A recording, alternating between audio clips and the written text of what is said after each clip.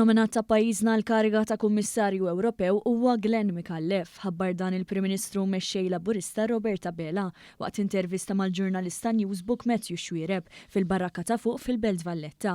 Huwa deskriva lil Mikallef bħala bniedem teknokratiku li dejjem ipprioritizza l-interess nazzjonali fejn anke kien parti minn negozjati tal-akbar pakkett ta' fondi Ewropej f'pajjiżna. Daw l-aħħar 4 snin rajt il-kompetenzi tiegħu fuq livell Ewropew kien hemmhekk meta pajjiżna rnexxielu jinnegozja l-ikbar pakkett fil-Multi Annual Financial Framework lura fl-2020 kien l-ispalla l-eminija tiegħi nista' ngħid dakinhar serva bħala xerpa tiegħi għal dawn l-aħħar snin, xerpa huwa rappreżentant tal-Prim Ministru u hemmhekk akkwista esperjenza li hija waħda b'saħħitha ħafna. Għandu esperjenza politika wkoll għaliex serva bħala kap tas-segretarjat tiegħi għal numru ta' snin ukoll. Waqt l-intervista l-Prim Ministru eskluda wkoll li jkun hemm responsabilità esklusiva fir-rigward tal-Kabinett għal konċessjoni tal-isptarijiet. Il-Prim Ministru refera wkoll għad-digrit li ngħata l-erba' fejn sostna li ma jsib l-ebda ħtija fuq ħadd u qal li jinsab iddispjaċut għax il-pajjiż tilef persuna li dejjem ħadem b'integrità. Iżda jemmel l-eżitu finali tal-ġudizzju juri kemm kien fuq in-naħa tas-sewwa.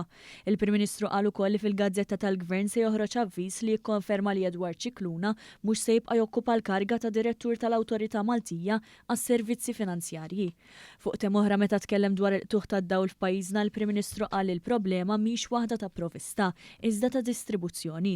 Huwa wieħed aktar investiment ma' dak li diġà sar filwaqt li l-Gvern se jkompli jipprioritizza l-Gżira Awċija. Għamilna xogħol li solitament isir f'6 snin, f'6 għal 7 xhur. Ara kemm kienet b'saħħitha u nies bdew jgħidu li tagħmlulna wisq inkonvenjent għax qed taqalgħu it-toroq imma kien meħtieġ dal-investiment infrastrutturali b'saħħtu ħafna. Dak l-areas kollha li għaddejna 82 kilometru ta' cables, ġifieri ara x'kwantità saret. Ma fallix cable wieħed minnhom din id-darba, cable wieħed jew ġonta waħda ma fallitx, ġifieri s-sistema kellha suċċess ta' fejn ġiet installata ta' 100%. Fuq tem oħra Dr. Bela ħabbar ukoll li qed jiġu rrifjutati l-permessi tal-impjiegi ta' barranin li jiġu f'pajjiżna biex jaħdmu bħala couriers tal-ikel jew xufiera tat-taxis, hekk kif diġà hawn biżżejjed persuni biex jagħmlu dawn ix-xogħlijiet. Kellek mijiet ta' permessi tax-xogħol li ġew rifjutati. U inwieġeb għal ħafna mistoqsijiet li saru li minn min ħaddem lil dan il-persuni jew rid iħaddem lil dan il-persuni bl-istess mod. Pajjiżna għandu biżżejjed sewwieqa tal-white plates u biżżejjed food couriers u ma jeħtieġ iżjed. Dik hija pożizzjoni ċara ħafna. Meta mistoqsi dwar is-sitwazzjoni fil-ħabs il-Prim Ministru qal li qed jiġu provduti r-riżorsi meħtieġa biex jikkumbattu sħana hekk kif il-kastigi m'għandhomx ineżżaw mid-dinjità. Il-Prim Ministru tkellem ukoll dwar il-qerq tal-Oppożizzjoni Nazzjonalista li bniet kampanja ta' miżinformazzjoni fejn allegat li sar żbrof ta' drenaġġ fatt ta' bajjiet Maltin.